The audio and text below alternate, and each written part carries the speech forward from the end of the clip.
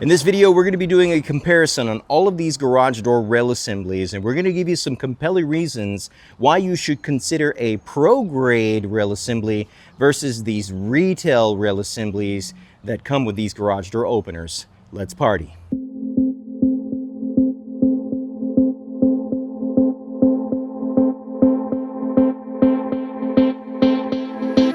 Okay, so I want to talk about this Proline rail assembly for this Genie 3120. So basically what we have here is a belt rail assembly. And the reason why I believe this belt rail assembly is much better than the pro grade is because you have a one-piece solid state rail assembly. And the fact that we have this one-piece solid state rail means that it's a better built rail assembly. Now, is it the best? Well, no, it's not the best. And I'm not going to say it's the best, but what I will say is that basically the way this is built, this C-channel rail assembly is a lot sturdier and a lot stronger. It can withstand a number of strain and stress to the garage door system. This particular garage door rail assembly is probably one of my favorites, and I prefer it over the retail version that we see over there, but we'll talk about that in a second. Now, something to take into account with these belt rail assemblies is that they're a lot more quieter than the pro grade rail assembly that we see here in the chain drive. So this is the chain rail assembly for Genie. And you can just imagine that when this travel trolley is moving down the rail, it's going to do a lot of this banging, clicking, and clacking. I don't care for that out of the chain drive openers. It does happen a little bit with the belt, but not as bad as the chain. So you're going to get more noise out of the chain rail assembly versus the belt rail assembly. That's one of the things that I like to highlight with my customers, specifically if they're looking at a chain drive assembly versus a belt drive assembly. I always go with the belt drive because I know that it's going to be a lot more quieter than the chain drive. Now we're going to go ahead and get into the retail rail assemblies. This one, it happens to be from Genie. And one of the things that I want to highlight here is that the way these connect, they do not have any locking mechanism. What technically keeps this tight is basically this belt. And the belt is tightened to the degree where these specific pieces do not come apart. Now, if you have a loose belt, trust me, these connecting pieces or where it connects here, it definitely will feel loose. And that's one of the reasons why I don't care for this particular rail assembly, because it comes from the retail channel.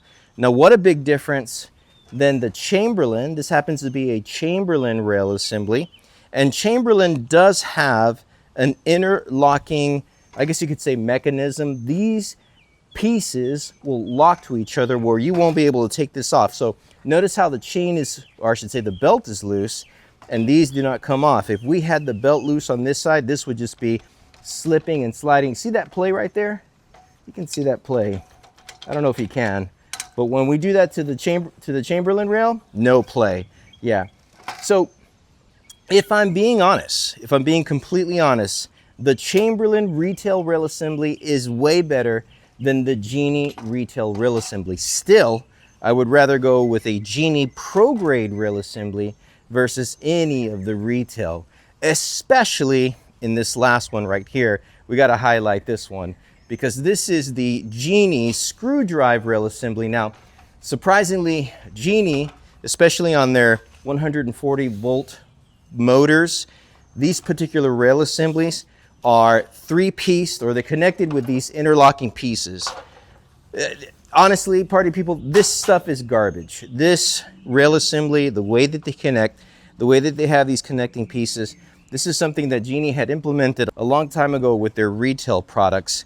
But you can tell that even though it is a C-channel rail assembly, it's not solid state.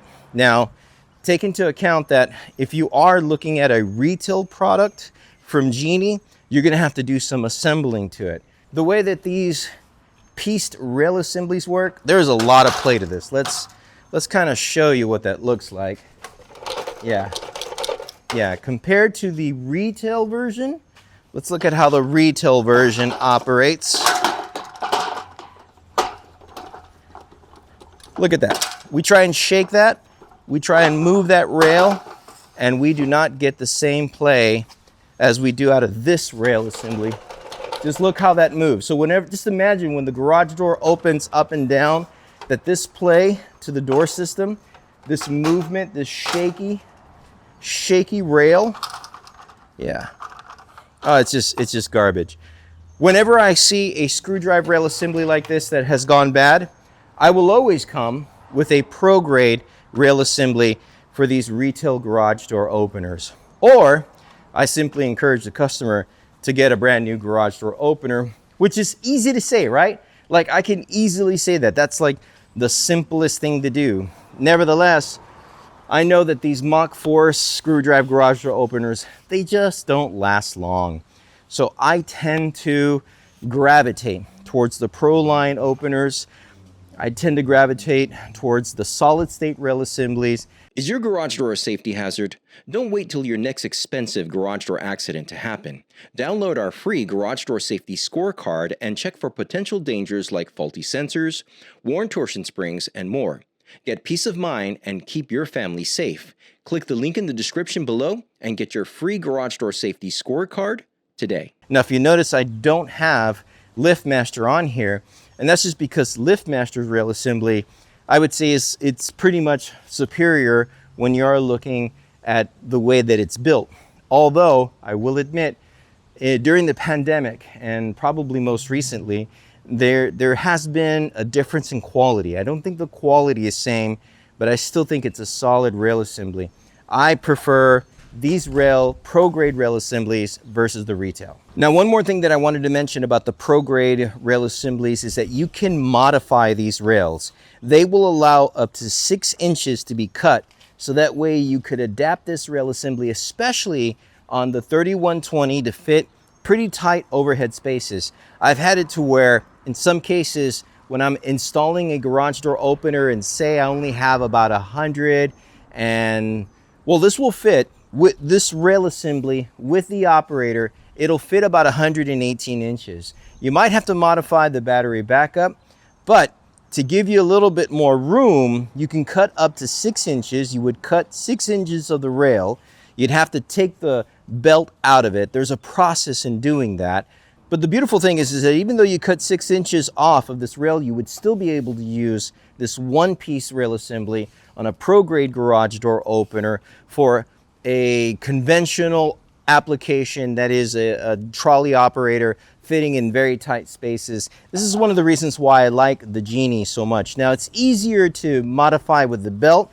You can do the same with the chain. You can cut 6 inches off of the pro-grade rail assembly, the chain drive, but you are having to modify the chain links. So again, this is just something that you got to take into account. It's just a little bit more extra work. For the retail units, I've never done it on the Genie, but I hear you can cut it. And I do know some guys that have tried or that have been successful in cutting the Chamberlain. I know that you can extend the retail units, the retail rail assemblies.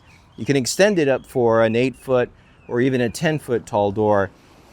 But I've never done it. I've only done it on the pro grade. And quite frankly, I think it's better on the pro grade because if you are making those modifications, it's not a lot of modifications that will definitely affect it later down the road. I just think this is the smarter way to go. Last but not least, I want to talk about this Lanier rail assembly. Now, Lanier, they make great garage door openers, some of the quietest in the industry. They do not have retail garage door openers. They only have pro-grade garage door openers. But this rail assembly, it's pretty solid. I mean, the way they make this rail, it likens like that of the LiftMaster. And compared to the Genie, I think this rail is a lot better. For some reason, I think sometimes these T-channel designs, they're just a lot stronger. I prefer them over the C-channel, but the T-channel is the way to go. And I just think this is just a solid rail. Gosh, I want to say it's better than LiftMaster's because LiftMaster, for some reason, it's just become a little lighter for me.